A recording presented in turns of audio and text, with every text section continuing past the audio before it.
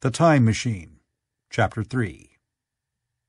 I told some of you last Thursday of the principles of the time machine, and showed you the actual thing itself, incomplete in the workshop.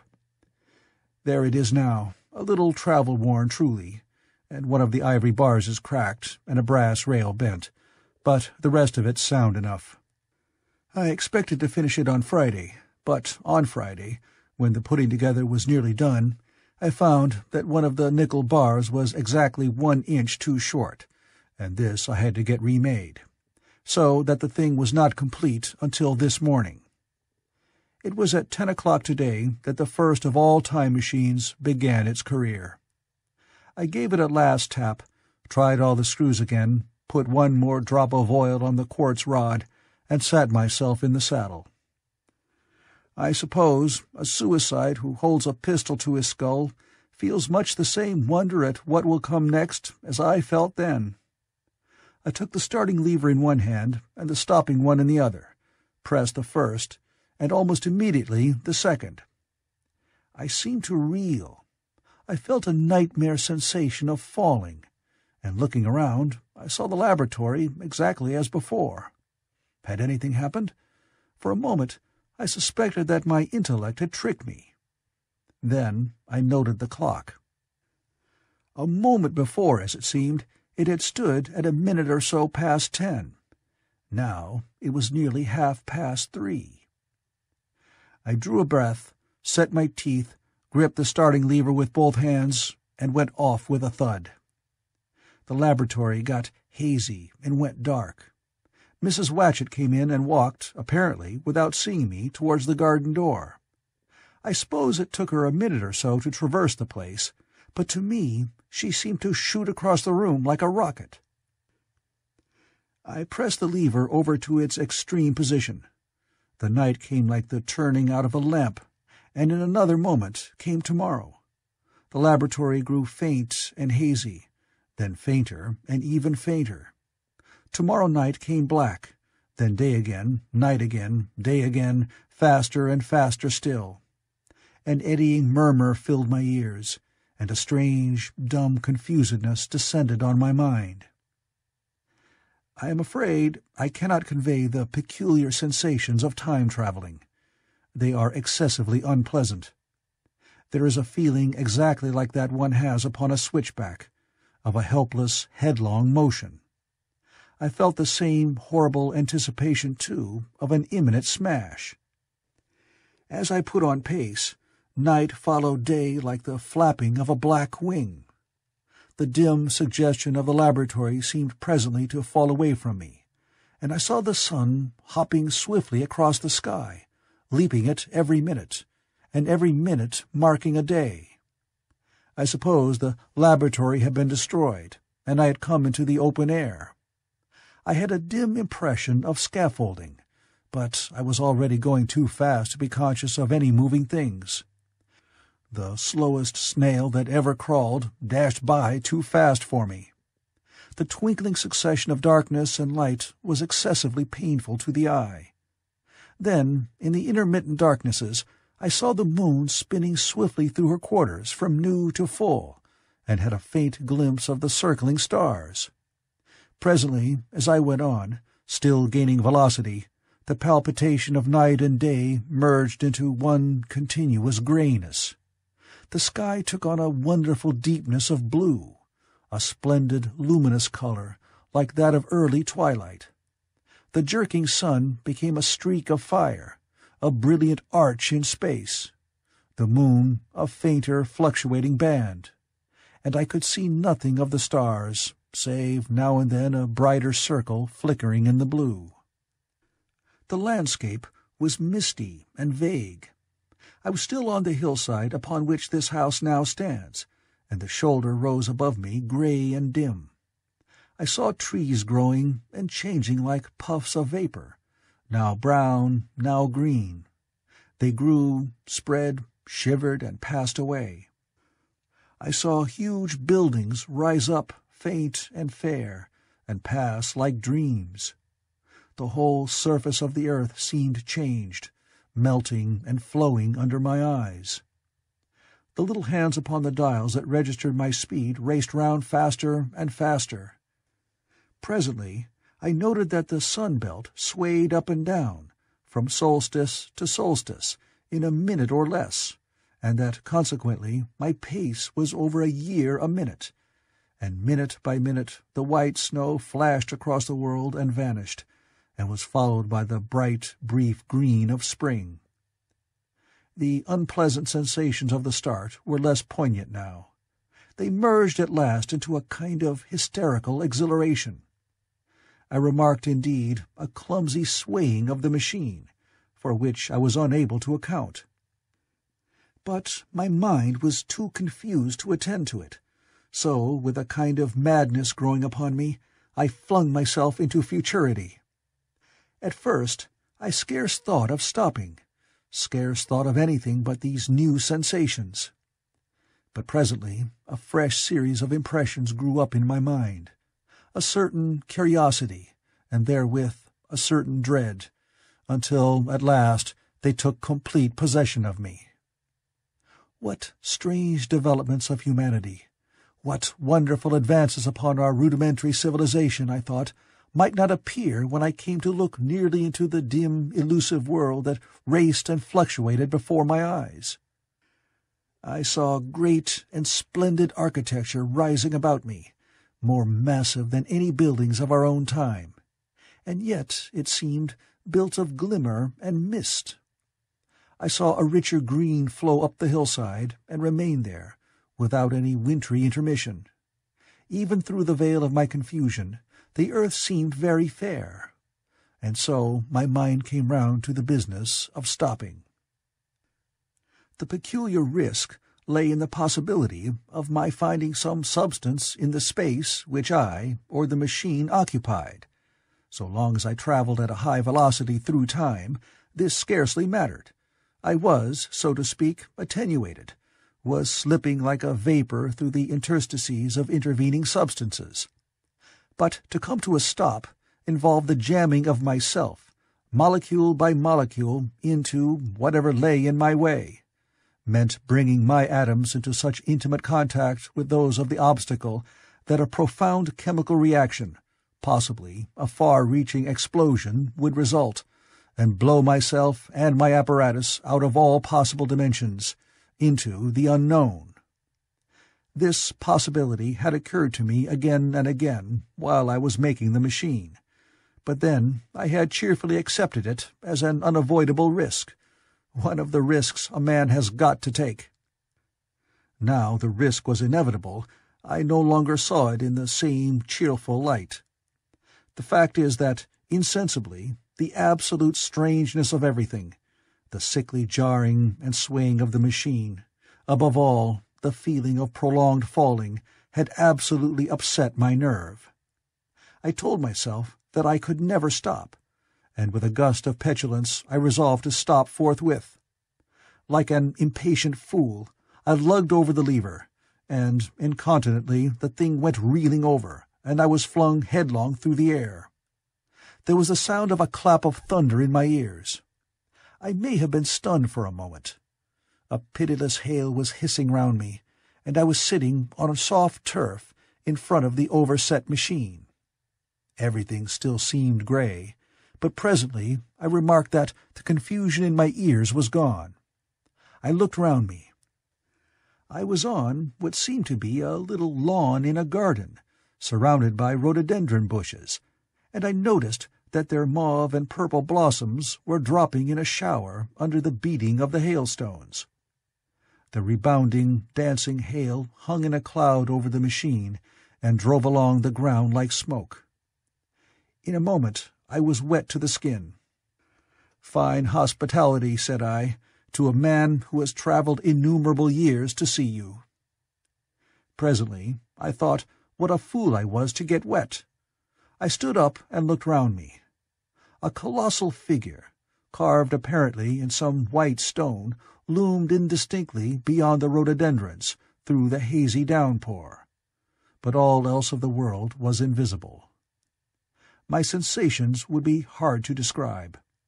As the columns of hail grew thinner, I saw the white figure more distinctly, It was very large, for a silver birch tree touched its shoulder. It was of a white marble, in shape something like a winged sphinx, but the wings, instead of being carried vertically at the sides, were spread so that it seemed to hover. The pedestal, it appeared to me, was of bronze and was thick with verdigris. It chanced that the face was towards me. The sightless eyes seemed to watch me. There was the faint shadow of a smile on the lips. It was greatly weather-worn, and that imparted an unpleasant suggestion of disease. I stood looking at it for a little space, half a minute perhaps, or half an hour. It seemed to advance and to recede as the hail drove before it denser or thinner. At last I tore my eyes from it for a moment and saw that the hail curtain had worn threadbare, and that the sky was lightening with the promise of the sun. I looked up again at the crouching white shape, and the full temerity of my voyage came suddenly upon me. What might appear when that hazy curtain was altogether withdrawn? What might not have happened to men? What if cruelty had grown into a common passion? What if, in this interval, the race had lost its manliness, and had developed into something inhuman, unsympathetic, and overwhelmingly powerful? I might seem some old-world, savage animal, only the more dreadful and disgusting for our common likeness, a foul creature to be incontinently slain.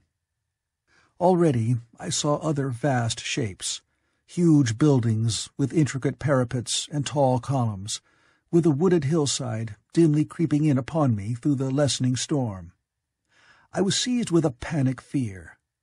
I turned frantically to the time machine and strove hard to readjust it. As I did so, the shafts of the sun smote through the thunderstorm. The grey downpour was swept aside and vanished, like the trailing garments of a ghost.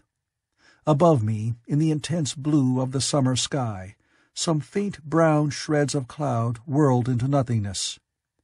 The great buildings about me stood out clear and distinct, shining with the wet of the thunderstorm, and picked out in white by the unmelted hailstones piled along their courses. I felt naked in a strange world. I felt as perhaps a bird may feel in the clear air, knowing the hawk wings above and will swoop. My fear grew to frenzy. I took a breathing space, set my teeth, and again, grappling fiercely, wrist and knee with the machine. It gave under my desperate onset and turned over. It struck my chin violently. One hand on the saddle, the other on the lever, I stood panting heavily in attitude to mount again. But with this recovery of a prompt retreat, my courage recovered. I looked more curiously and less fearfully at this world of the remote future. In a circular opening, high up in the wall of the nearer house, I saw a group of figures clad in rich soft robes. They had seen me, and their faces were directed towards me. Then I heard voices approaching me. Coming through the bushes by the white sphinx were the heads and shoulders of men running. One of these emerged in a pathway leading straight to the little lawn upon which I stood with my machine. He was a slight creature, perhaps 4 feet high, clad in a purple tunic, girdled at the waist with a leather belt. Sandals, or buskins, I could not clearly distinguish which, were on his feet. His legs were bare to the knees, and his head was bare. Noticing that, I noticed for the first time how warm the air was. He struck me as being a very beautiful and graceful creature, but indescribably frail. His flushed face reminded me of the more beautiful kind of consumptive, that hectic beauty of which we used to hear so much. At the sight of him, I suddenly regained confidence. I took my hands from the machine. Chapter 4. In another moment we were standing face to face, I and this fragile thing out of futurity. He came straight up to me and laughed into my eyes. The absence from his bearing of any sign of fear struck me at once. Then he turned to the two others who were following him and spoke to them in a strange and very sweet and liquid tongue. There were others coming, and presently a little group of perhaps 8 or 10 of these exquisite creatures were about me. One of them addressed me. It came into my head, oddly enough, that my voice was too harsh and deep for them. So I shook my head, and, pointing to my ears, shook it again. He came a step forward, hesitated, and then touched my hand.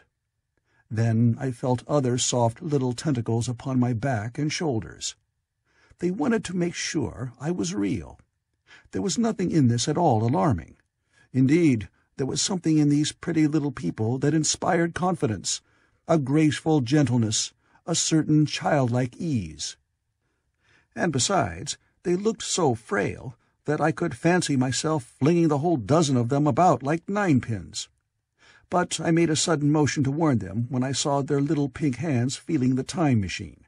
Happily, then, when it was not too late, I thought of a danger I had hitherto forgotten, and reaching over the bars of the machine, I unscrewed the little levers that would set it in motion, and put these in my pocket.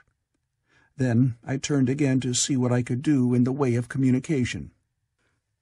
And then, looking more nearly into their features, I saw some further peculiarities in their Dresden china type of prettiness.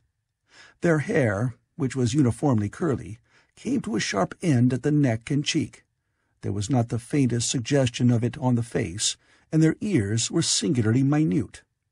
Their mouths were small, with bright red, rather thin lips, and the little chins ran to a point.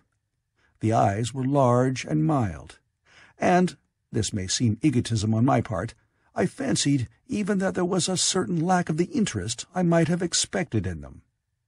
As they made no effort to communicate with me, but simply stood round me smiling and speaking in soft cooing notes to each other, I began the conversation. I pointed to the time machine and to myself. Then, hesitating for a moment how to express time, I pointed to the sun. At once a quaintly pretty little figure in checkered purple and white followed my gesture, and then astonished me by imitating the sound of thunder. For a moment I staggered, though the import of his gesture was plain enough. The question had come into my mind abruptly. Were these creatures fools? You may hardly understand how it took me. You see, I had always anticipated that the people of the year 800 and 2000 odd would be incredibly in front of us in knowledge, art, everything. Then one of them suddenly asked me a question that showed him to be on the intellectual level of one of our 5-year-old children. Asked me, in fact, if I had come from the sun in a thunderstorm. It let loose the judgment I had suspended upon their clothes, their frail light limbs and fragile features. A flow of disappointment rushed across my mind. For a moment I felt that I had built the time machine in vain. I nodded, pointed to the sun, and gave them such a vivid rendering of a thunderclap as startled them. They all withdrew a pace or so and bowed. Then came one laughing towards me, carrying a chain of beautiful flowers altogether new to me, and put it about my neck. The idea was received with melodious applause, and presently they were all running to and fro for flowers, and laughingly flinging them upon me, until I was almost smothered with blossom. You who have never seen the like can scarcely imagine what delicate and wonderful flowers countless years of culture had created. Then someone suggested that their plaything should be exhibited in the nearest building, and so I was led past the Sphinx of white marble, which had seemed to watch me all the while with a smile at my astonishment, towards a vast grey edifice of fretted stone. As I went with them, the memory of my confident anticipations of a profoundly grave and intellectual posterity came with irresistible merriment to my mind. The building had a huge entry, and was altogether of colossal dimensions. I was naturally most occupied with the growing crowd of little people, and with the big open portals that yawned before me, shadowy and mysterious. My general impression of the world I saw over their heads was a tangled waste of beautiful bushes and flowers, a long-neglected and yet weedless garden. I saw a number of tall spikes of strange white flowers, measuring a foot perhaps across the spread of the waxen petals. They grew scattered, as if wild, among the variegated shrubs, but, as I say, I did not examine them closely at this time. The time machine was left deserted on the turf among the rhododendrons. The arch of the doorway was richly carved, but naturally I did not observe the carving very narrowly, though I fancied I saw suggestions of old Phoenician decorations as I passed through, and it struck me that they were very badly broken and weather-worn. Several more brightly clad people met me in the doorway, and so we entered, I, dressed in dingy 19th-century garments, looking grotesque enough, garlanded with flowers, and surrounded by an eddying mass of bright, soft-colored robes and shining white limbs, in a melodious whirl of laughter and laughing speech. The big doorway opened into a proportionately great hall hung with brown. The roof was in shadow, and the windows, partially glazed with colored glass and partially unglazed, admitted a tempered light. The floor was made up of huge blocks of some very hard white metal, not plates nor slabs, blocks, and it was so much worn, as I judged by the going to and fro of past generations, as to be deeply channeled along the more frequented ways. Transverse to the length were innumerable tables made of slabs of polished stone, raised perhaps a foot from the floor, and upon these were heaps of fruits. Some I recognized as a kind of hypertrophied raspberry and orange, but for the most part they were strange. Between the tables was scattered a great number of cushions. Upon these my conductors seated themselves, signing for me to do likewise. With a pretty absence of ceremony, they began to eat the fruit with their hands, flinging peel and stalks, and so forth, into the round openings in the sides of the tables. I was not loath to follow their example, for I felt thirsty and hungry. As I did so, I surveyed the hall at my leisure. And perhaps the thing that struck me most was its dilapidated look. The stained glass windows, which displayed only a geometrical pattern, were broken in many places, and the curtains that hung across the lower end were thick with dust. And it caught my eye that the corner of the marble table near me was fractured. Nevertheless, the general effect was extremely rich and picturesque. There were perhaps a couple of hundred people dining in the hall, and most of them, seated as near to me as they could come, were watching me with interest, their little eyes shining over the fruit they were eating. All were clad in the same soft and yet strong silky material. Fruit, by the by, was all their diet. These people of the remote future were strict vegetarians, and while I was with them, in spite of some carnal cravings, I had to be frugivorous also. Indeed, I found afterwards that horses, cattle, sheep, dogs had followed the ichthyosaurus into extinction. But the fruits were very delightful. One, in particular, had seemed to be in season all the time I was there. A flowery thing in a three-sided husk was especially good, and I made it my staple. At first, I was puzzled by all these strange fruits, and by the strange flowers I saw, but later I began to perceive their import. However, I am telling you of my fruit dinner in the distant future now. So soon as my appetite was a little checked, I determined to make a resolute attempt to learn the speech of these new men of mine. Clearly, that was the next thing to do. The fruits seemed a convenient thing to begin upon, and holding one of these up, I began a series of interrogative sounds and gestures. I had some considerable difficulty in conveying my meaning. At first, my efforts met with a stare of surprise or inextinguishable laughter, but presently a fair-haired little creature seemed to grasp my intention and repeated a name. They had to chatter and explain the business at great length to each other, and my first attempts to make the exquisite little sounds of their language caused an immense amount of amusement. However, I felt like a schoolmaster amidst children, and persisted, and presently I had a score of noun substantives at least at my command. And then I got to demonstrate pronouns, and even the verb to eat. But it was slow work. and the little people soon tired and wanted to get away from my interrogations, so I determined, rather of necessity, to let them give their lessons in little doses when they felt inclined. And very little doses I found they were before long, for I never met people more indolent or more easily fatigued.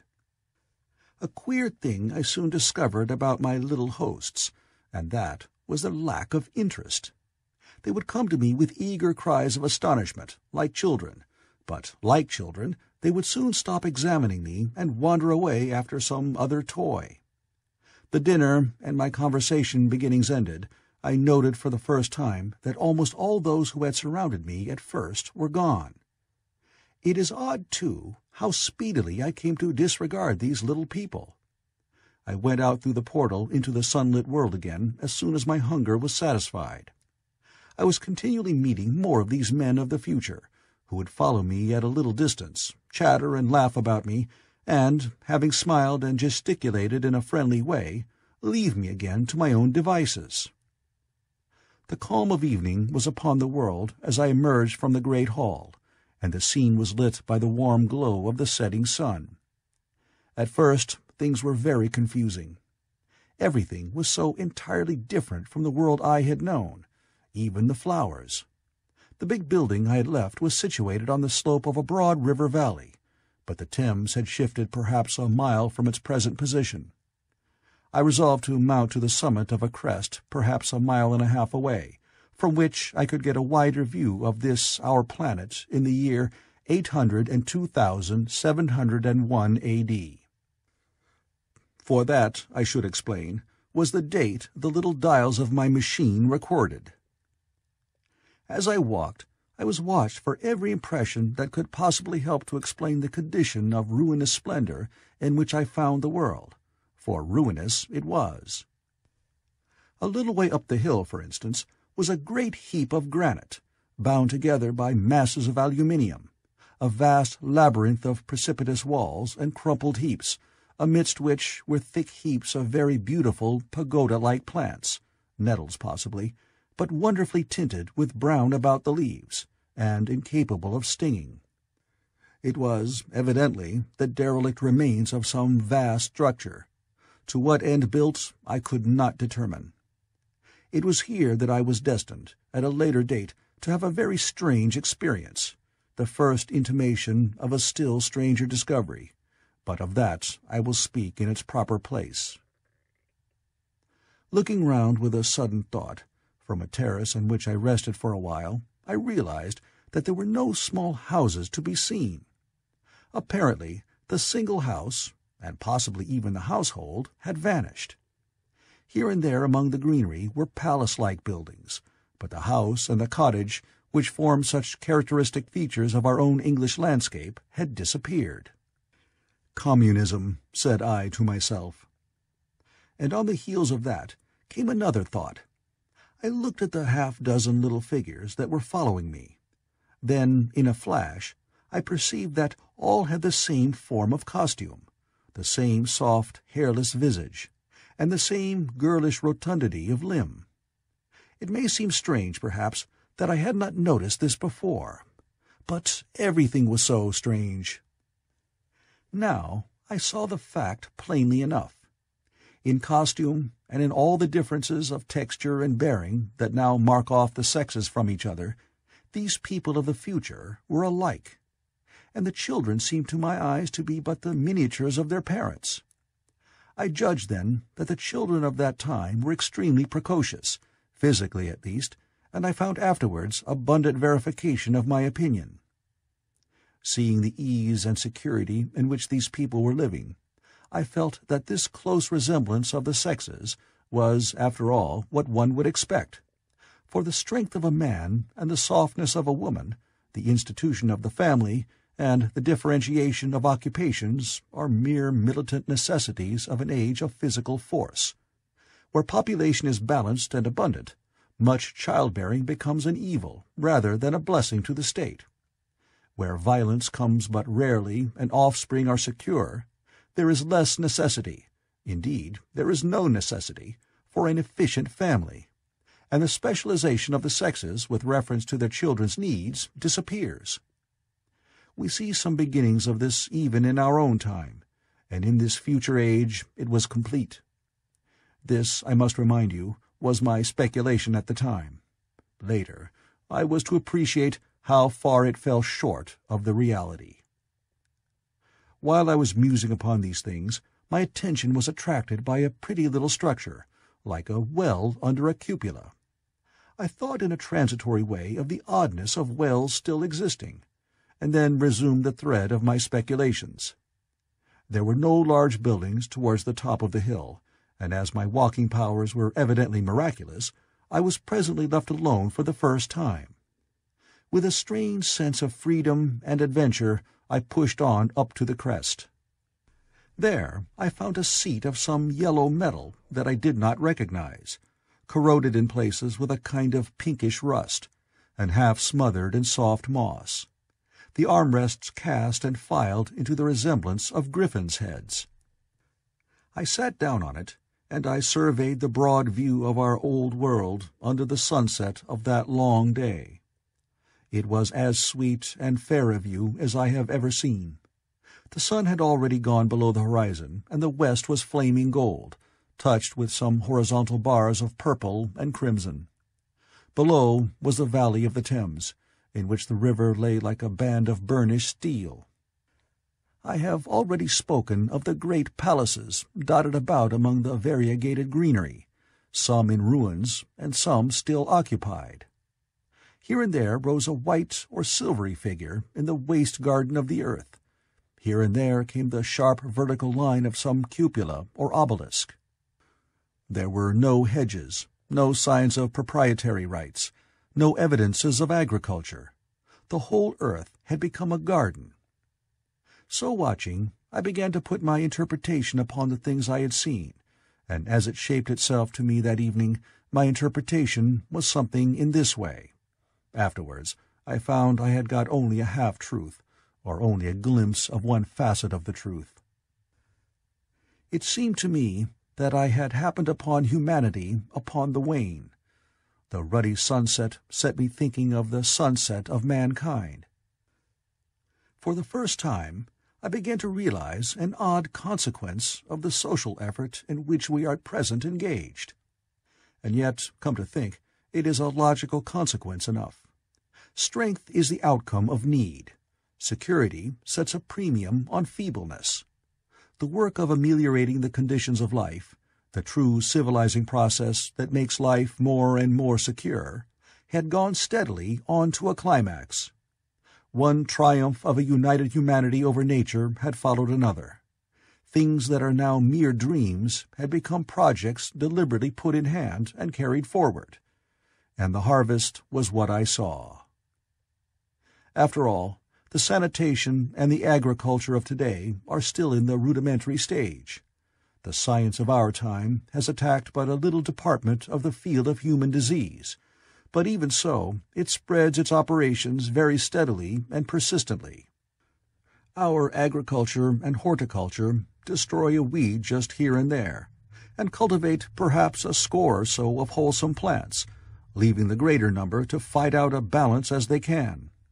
We improve our favorite plants and animals, and how few they are, gradually by selective breeding.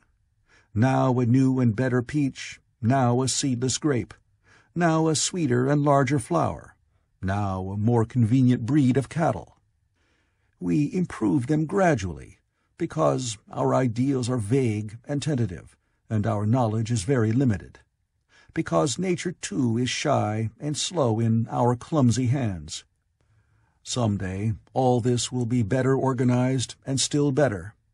That is the drift of the current in spite of the eddies. The whole world will be intelligent, educated, and cooperating. Things will move faster and faster towards the subjugation of nature. In the end, wisely and carefully, we shall readjust the balance of animal and vegetable to suit our human needs. This adjustment, I say, must have been done, and done well, done indeed for all time, in the space of time across which my machine had leaped. The air was free from gnats, the earth from weeds or fungi, Everywhere were fruits and sweet and delightful flowers. Brilliant butterflies flew hither and thither. The ideal of preventive medicine was attained. Diseases had been stamped out. I saw no evidence of any contagious diseases during all my stay. And I shall have to tell you later that even the processes of putrefaction and decay had been profoundly affected by these changes. Social triumphs, too, had been effected. I saw mankind housed in splendid shelters, gloriously clothed, and as yet I had found them engaged in no toil. There were no signs of struggle, neither social nor economical struggle. The shop, the advertisement, traffic, all that commerce which constitutes the body of our world, was gone. It was natural on that golden evening that I should jump at the idea of a social paradise. The difficulty of increasing population had been met, I guessed, and population had ceased to increase. But with this change in condition comes inevitably adaptations to the change. What, unless biological science is a mass of errors, is the cause of human intelligence and vigor?